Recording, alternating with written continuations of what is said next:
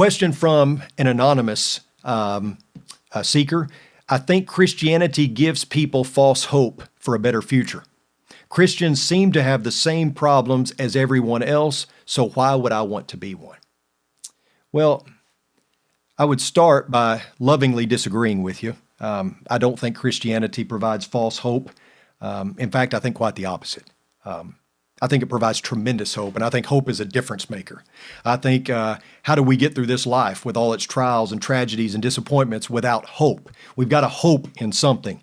And I think many times, and I don't know what what our anonymous person here thinks about Christianity, in that I don't know if they have completely invested in Christianity and they went all in and then were disappointed because things didn't work out in their favor or something. I don't know where they're coming from here, but I see that a lot. I see people who come into Christianity, they become a Christian, and they work on a relationship with God, thinking that all their problems are going to be solved, thinking that life is suddenly going to get easier and more convenient, when that's not the case. I mean, this person is right. This anonymous person is right in that Christians do have the same problems as everyone else.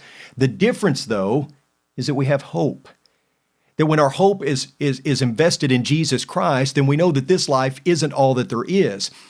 You know, a lot of times we talk about what is the goal of life, and many people say it's to get to heaven. And I would tweak that a little bit. I would say the goal of this life is to be more like Jesus. And I think if you strive to be like Jesus, your destination is never going to be in question, right? But one thing that I think we see in Scripture is that this life is not all that there is, and that this life is preparation for eternity. But what happens is people enter into Christianity and in a relationship with God and with Jesus, and they expect everything to turn out in their favor, when Jesus never said that life would be fair.